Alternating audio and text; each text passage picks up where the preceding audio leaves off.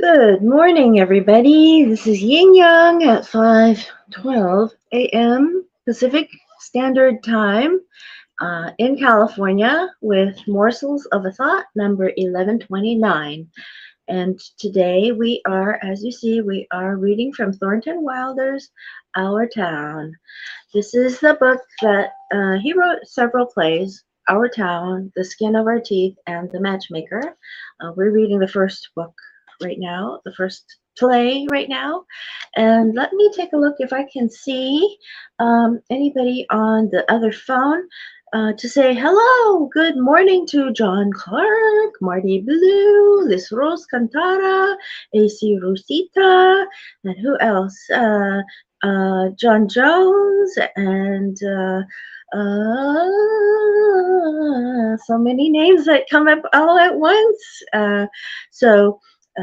I'm looking here, but I can't really find anything because I don't think they show my comments really here. Let's see if there are any comments here. Who else? John Joe? Nope. Okay, sorry. Well, it sounds like my sound is good. All right. All right. So we're talking with Mrs. Gibbs. Dr. Gibbs and Mrs. Gibbs are talking right now. And Dr. Gibbs asks Mrs. Gibbs, how did you sleep last night, Julia? Mrs. Gibbs, well, I heard a lot of hours struck off. In the old days, there would be clocks. Clocks would strike the hours in the middle of the night, usually church clocks or just clocks, big clocks that are in buildings with humongous bells. And there would be a friar or somebody up there, not necessarily a friar, not necessarily religious, but somebody up there at the hour, and they would strike the gong or a big bell. In China, they did the same thing, except for that this would be typically a man would be carrying a small gong that looked like this, circular gong with a gong paddle, and he would strike it walking down the street. And I don't remember if he called off 2 o'clock a.m., 4 o'clock a.m. And in China, they did it once every 2 hours. It was called a shichen instead of a 小时. So 小时means small, 时辰. So we have hours and we have 2 hours. How'd you sleep last night, Julia? Mrs. Gibbs. Well, I heard a lot of the hours struck off. Dr. Gibbs. Yes, I get a shock every time I think of George setting out to be a family man, that great gangling thing. I tell you, Julia, there's nothing so terrifying in the world as a son. The relation of a father and son is the darndest, awkwardest, Mrs. Gibbs. Well, mother and daughter's no picnic, let me tell you. Dr. Gibbs says they'll have a lot of troubles, I suppose, but that's none of our business. Everybody has a right to their own troubles. Mrs. Gibbs at the table, drinking her coffee meditatively, just like the rest of us. Yes, people are meant to go through life 2 by 2. 'Tain't natural to be lonesome. Pause. Dr. Gibbs starts laughing. Dr. Gibbs. Julia, do you know one of the things I was scared of when I married you? Mrs. Gibbs. Oh, go along with you. Dr. Gibbs. I was afraid we wouldn't have material for conversation more than that last us a few weeks. Both laugh. I was afraid we'd run out and eat our meals in silence. That's a fact. Well, you and I have been conversing for 20 years now without any noticeable barren spells. Mrs. Gibbs. Well, good weather, bad weather, 'tain't very choice, but I always find something to say. She goes to the foot of the stairs. Did you hear Rebecca stirring around upstairs? Dr. Gibbs. No, only day of the year Rebecca hasn't been managing everybody's business up there. She's hiding in her room. I got the impression she's crying. Mrs. Gibbs. Lord sakes, this has got to stop. Rebecca! Rebecca! Come and get your breakfast! George comes rattling down the stairs, very brisk. George, good morning, everybody. Only 5 more hours to live. Makes the gesture of cutting his throat and a loud and starts through the trellis. Mrs. Gibbs. George Gibbs, where are you going? George. Just stepping across the grass to see my girl. Mrs. Gibbs. Now, George, you put on your overshoes. It's raining torrents. You don't go out of this house without you're prepared for it. George. Aw, Ma, it's just a step. Mrs. Gibbs. George, you'll catch your death of cold and cough all through the service. Dr. Gibbs. George, do as your mother tells you. Dr. Gibbs goes upstairs. He's probably laughing. George returns reluctantly to the kitchen and pantomimes putting on overshoes. Mrs. Gibbs. From tomorrow on, you can kill yourself in all weathers, but while you're in my house, you'll live wisely, thank you. Maybe Mrs. Webb isn't used to callers at 7 in the morning. Here, take a cup of coffee first. Now, I am sure the father just went upstairs to laugh his head off. I am positive. George tells you, your mother tells you. And it's on his wedding day, George's wedding day. George, be back in a minute. He crosses the stage, leaping over the puddles. Good morning, Mother Webb. Mrs. Webb. Goodness, you frightened me. Now, George, you can come in a minute out of the wet, but you know I can't ask you in. George. Why not? Mrs. Webb. George, you know as well as I do the groom can't see his bride on his wedding day, not until he sees her in church. George. Oh, that's just a superstition. Good morning, Mr. Webb. Enter Mr. Webb. Mr. Webb. Good morning, George. George. Mr. Webb, you don't believe in that superstition, do you? Mr. Webb. There's a lot of common sense in some superstitions, George. He sits at the table facing right.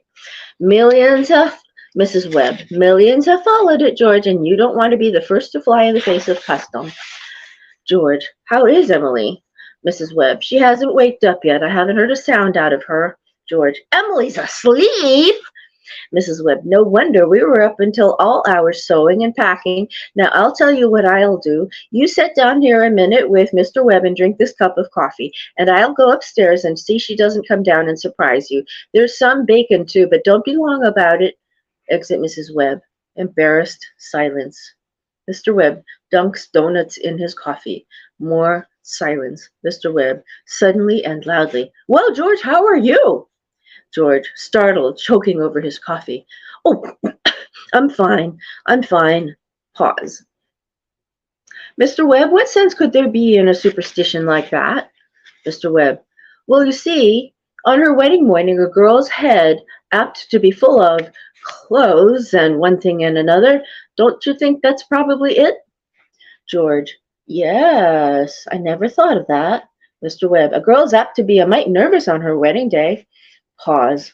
George, I wish a fellow could get married without all that marching up and down. Mr. Webb, every man that's ever lived has felt that way about it, George, but it hasn't been any use. It's the womenfolk who've built up weddings, my boy. For a while now, the women have it all their own. A man looks pretty small at a wedding, George. All those good women standing shoulder to shoulder, making sure that the knot's tied in a mighty public way. George, but you believe in it, don't you, Mr. Webb? Mr. Webb, with alacrity. Oh, yes, don't you misunderstand me, my boy. Marriage is a wonderful thing, and don't you forget that, George. George, no, sir, Mr. Webb. Mr. Webb, how old were you when you got married? Mr. Webb, well, you see, I'd been to college, and I'd taken a little time to get settled. But Mrs. Webb, she wasn't much older than what Emily is. Oh, age hasn't got much to do with it, George. Not compared with other things. George, what were you going to say, Mr. Webb? Mr. Webb, oh, I don't know. Was I going to say something? Pause. George, I was thinking the other night of some advice my father gave me when I got married. Charles, he said, Charles, start out early showing who's boss, he said. Best thing to do is to give an order, even if it don't make sense, just so she'll learn to obey. And, he said, if anything about your wife irritates you, her conversation or anything, just get up and leave the house. That'll make it clear to her, he said. And, oh yes, he said, never let your wife know how much money you have. Never. George, well, Mr. Webb, I don't think I could. Mr. Webb, so I took the opposite of my father's advice, and I've been happy ever since. And let that be a lesson to you, George, never to ask Advice on personal matters. George, are you going to raise chickens on your farm? George, what? Mr. Webb, are you going to raise chickens on your farm? George, Uncle Luke's never been much interested, but I thought, Mr. Webb, a book came into my office the other day, George, on the philo system of raising chickens. I want you to read it. I'm thinking of beginning in a small way in the backyard, and I'm going to put an incubator in the cellar. Enter Mrs. Webb. Mrs. Webb, Charles, are you talking about that old incubator again? I thought you two be talking about things worthwhile. Mr. Webb, bitingly, well, Myrtle, if you want to give the boy some good advice, I'll go upstairs and leave you alone with him. Mrs. Webb, pulling George up. Well, George, Emily's got to come downstairs and eat her breakfast. She sends you her love, but she doesn't want to lay eyes on you. Goodbye. George, goodbye. George crosses the stage to his own home, bewildered and crestfallen. He slowly dodges the puddle and disappears into his house. Mrs. Webb, Myrtle, I guess you don't know about that older superstition. Mrs. Webb, what do you mean, Charles? Mr. Webb, since the cavemen, no bridegroom should see his father-in-law on the day of the wedding or near it. Now, remember that. Both leave the stage. Stage manager. Thank you very much, Mr. and Mrs. Webb. Now I have to interrupt again here. You see, we want to know how all this began, this wedding, this plan to spend a lifetime together. I'm awfully interested in how big things like that begin. You know how it is. You're 21 or 22, and you make some decisions. Then, whoosh, you're 70, and you've been a lawyer for 50 years, and that white-haired lady at your side has eaten over 50,000 meals with you. How do such things begin? George and Emily are going to show you now the conversation they had when they first knew that, as the saying goes, they were meant for one another. But before they do it, I want you to try to remember what it was like to have been very young. And particularly the days when you were first in love, when you were like a person sleepwalking and you didn't quite see the street you were in and didn't quite hear everything that was said to you. You're just a little bit crazy. Will you remember that, please? Now, they'll be coming out of high school at 3 o'clock. George has just been elected president of the junior class, and as it's June, that means he'll be the president of the senior class all next year. And Emily's just been elected secretary and treasurer. I don't have to tell you how important that is. He places a board across the backs of 2 chairs, which he takes from those at the Gibbs family's table. He brings 2 high stools from the wings and places them behind the board. Persons sitting on the stools will be facing the audience. This is the counter of Mr. Morgan's drugstore. The sounds of young people's voices are heard off left. Yep, they're coming down Main Street now. Emily, carrying an armful of imaginary school books, comes along Main Street from the left. Okay, so here we are. This is going to be the scene coming up where the 2 high schoolers meet and they have their first discussion of love. Then they know that they want to marry each other, so they become girlfriend and boyfriend then. We will see that next week on Sunday with our Sunday series. I still have summaries if I think people are going to be interested. And let me see if there's anybody on the web watching the right now. It's been 14 minutes, so I'm going to take a look. Right now. And I'm going to take a look. I don't see anything, so gee whiz.